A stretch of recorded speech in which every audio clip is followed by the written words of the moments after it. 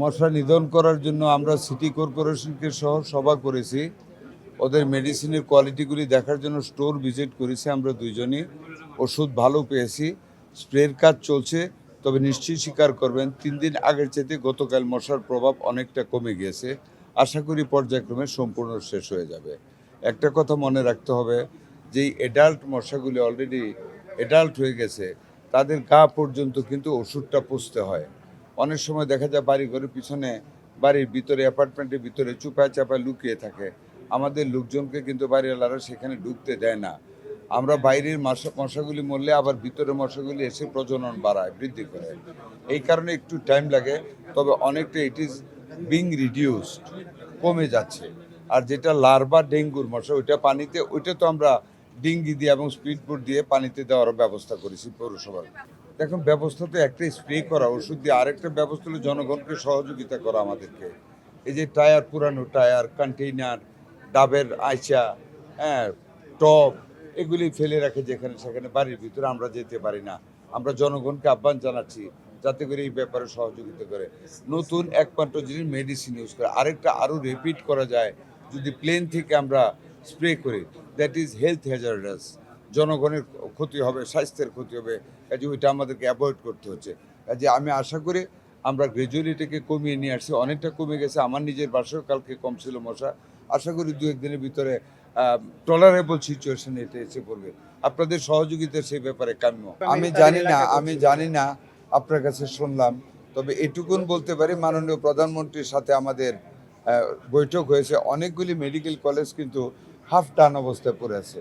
এই without planning, without giving proper financial support, or মানে proper support যেটা financial সেটা লুটপাট করে গিয়েছে অর্থের অভাবে, মেবি, আমি কিন্তু মিন করতেছি না। ওইটার জন্য কাজগুলি স্লথ হয়ে আছে, হচ্ছে না। আমরা যেগুলি হয়েছে এইগুলিকে রিভাইভ করানোর জন্য, এই ইনভেস্টমেন্টটাকে ফ্রুটফুল করার জন্য, ইকোনমিক করার জন্য, জনস্বার্থে ব্যবহার করার জন্য আমরা ওই দিকে চেষ্টা করতেছি। At the moment we are not thinking for going further establishment of the medical college in district এরিয়ার। আর সেগুলিকে আমরা রেনোভেট করে আরও কার্যক্ষম করতে চাই। এটাও যা যেটুক পলিসি, যেমন ধরেন নরসিংদী আমার ডিস্ট্রিক্টে 100 শয্যাকে 250 শয্যা করেছে, 150 শয্যার যে বিল্ডিং হয়েছে ওটাতে এখনো কিছুই দিতে পারেনি সাবেক সরকার। এইরকম অনেকগুলি জেলায় আছে, এইগুলিকে আমরা ফুললি সাপোর্ট দিয়ে অ্যাক্টিভেট করতে চাচ্ছি আর ম্যাক্সিমাম এফার্ট দিচ্ছি। দেখেন, হাসপাতাল করতে পারবেন, বেড দিতে পারবেন, যেই নোংরামি হাসপাতালগুলির ভিতরে তেলা পোকা, সার পোকা, যত্রতত্র ময়লা পড়ে থাকা, যখন তখন ভিজিটার দেওয়া, এগুলিকে আমাদের স্ট্রিমলাইন করতে হবে। আপনাদের কাছে সহযোগিতা চাই। আমরা অচিরে একটা গাইডলাইন করে দেবো যে এতটার আগে কোনো ভিজিটার যেতে পারবে না। আর আউটসোর্সিং করে হলেও পরিষ্কার পরিচ্ছন্নতার দিকে আমরা এখন তীব্র দৃষ্টি দিচ্ছি, যাতে পরিষ্কার পরিচ্ছন্ন রেখে রুগীদের মনটা যাতে ভালো রাখা যায়। আমি আপনার প্রশ্নটা বুঝেছি। জনসংখ্যা তীব্র না, আছে লিয়েন এবং ডেপুটেশনে গ্রাম অঞ্চলগুলি আমাদের ক্ষতিগ্রস্ত।